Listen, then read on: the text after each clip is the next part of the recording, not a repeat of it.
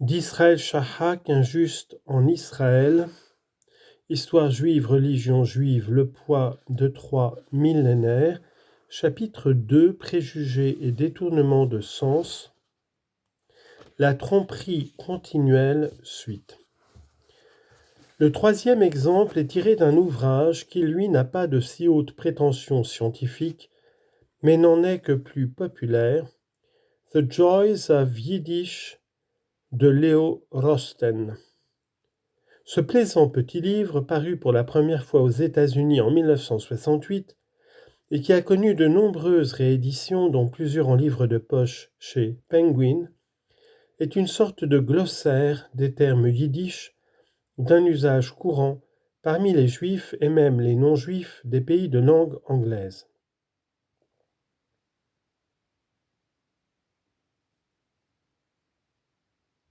Chaque article contient non seulement une définition détaillée du terme, ainsi que des anecdotes plus ou moins drôles illustrant son emploi, mais aussi une partie étymologique indiquant la langue à laquelle le yiddish a emprunté le terme et sa signification dans cette langue. L'entrée Shaigetz, dont le sens principal en yiddish est garçon ou jeune homme gentil, c'est-à-dire goy, constitue une exception. Ici, l'étymologie se limite à une allusion sibylline à une origine hébraïque sans fournir ni la forme, ni la signification du terme hébreu original.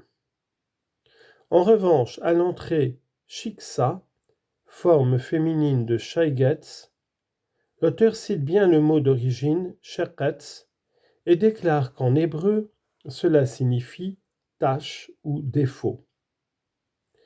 Mensonge éhonté, comme le sait toute personne parlant hébreu. Le Megiddo Modern Hebrew English Dictionary, édité en Israël, donne clairement et correctement la définition suivante de sheketz. Animal impur, créature répugnante, abomination. Prononciation familière shaigetz, scélérat, jeune garçon turbulent, jeune goy. C'est quand même phénoménal. Mon dernier exemple d'ordre général est, si possible, encore plus odieux que les autres. Il concerne l'attitude du mouvement chassidique envers les non-juifs.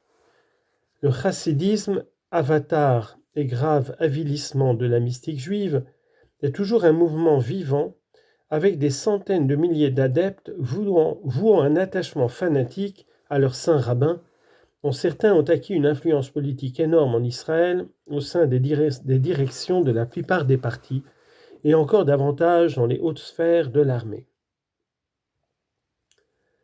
Quelles sont donc les opinions de ce mouvement par rapport aux non-juifs ? Prenons par exemple la Hatanya, Bible du mouvement chabadiste, l'une des branches les plus fortes du hassidisme. Selon ce livre, les non-juifs sont des créatures de Satan, chez lesquelles il n'y a absolument rien de bon.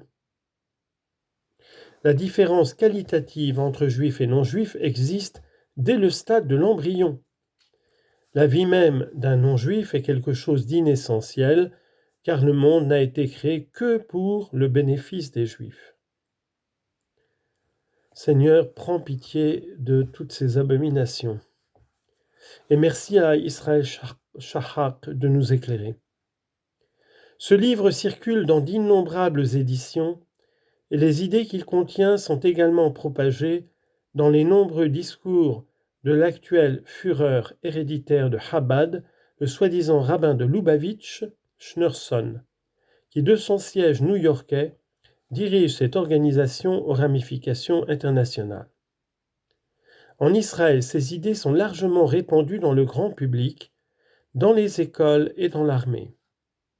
Selon le témoignage de Shulamit Aloni, député à la Knesset, cette propagande chabadiste s'est particulièrement intensifiée à la veille de l'invasion du Liban par Israël en mars 1978. Il s'agissait d'inciter les médecins et les infirmiers militaires à refuser leurs soins aux blessés goïm. Cette consigne digne des nazis ne visait pas les Palestiniens ou les Arabes en général, mais carrément tous les gentils, goïm. L'ancien président israélien Shazar était un fervent adepte de Chabad, et de nombreux dirigeants politiques israéliens et américains, sous la houlette du Premier ministre Begin, ont publiquement soutenu et courtisé cette secte. Et cela en dépit de la grande impopularité du rabbin de Lubavitch. En Israël, en effet, beaucoup lui reprochent de ne pas vouloir venir en Terre Sainte, même pour une visite, et de faire bande à part à New York pour d'obscures raisons messianiques, tandis qu'à New York même, son racisme à l'égard des Afro-Américains est notoire. Si malgré ces difficultés pratiques, Chabad peut jouir du soutien public de tant de personnalités de la haute politique, c'est en bonne partie grâce aux spécialistes du mouvement chassidique et de sa branche Chabad, qui presque tous en donnent une présentation foncièrement déloyale et trompeuse. C'est le cas, notamment, de tous ceux qui ont écrit ou qui écrivent sur la question en anglais. Ces auteurs gomment entièrement les infamies les plus évidentes des vieux textes chassidiques, ainsi que leurs conséquences politiques actuelles. Toute chose qui, au contraire, saute aux yeux même du lecteur le plus inattentif de la presse israélienne en hébreu, où le rabbin de Lubavitch et autres chefs chassidiques ne cessent de publier les déclarations les plus violentes et les exhortations les plus sanguinaires contre tous les Arabes. Seigneur, prends pitié. Dans ce domaine, Martin Buber fut un grand artisan du mensonge et un bon exemple de sa puissance. Dans ses nombreux ouvrages à la gloire du mouvement chassidique, y compris de Chabad, on ne trouvera rien sur la doctrine réelle du chassidisme à l'égard des non-juifs. Le crime de tromperie est d'autant plus grave que ces panégyriques ont connu leur première parution en Allemagne à l'époque de la montée du nationalisme et de l'arrivée des nazis au pouvoir. Or, en dépit de son opposition ostentatoire au nazisme, Buber a fait l'apologie d'un mouvement qui, au sujet des non-juifs, avait et même professait une doctrine non dissemblable de celle des nazis au sujet des juifs. On dira que les juifs chassidiques d'il y a 70 ou 50 ans étaient les victimes, et qu'un pieux mensonge en faveur d'une victime est excusable. Mais les conséquences de la tromperie sont incalculables. Les œuvres de Buber traduites en hébreu sont devenues un grand classique de l'enseignement hébraïque en Israël et ont fortement consolidé les positions des chefs chassidiques assoiffés de sang. Bref, elles ont été un facteur très important de la montée du chauvinisme israélien et de la haine à l'égard de tous les non-juifs.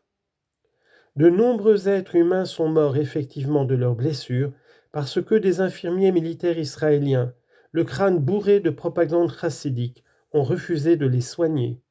Comportement inhumain dans lequel une lourde part de responsabilité incombe à feu le philosophe Martin Buber.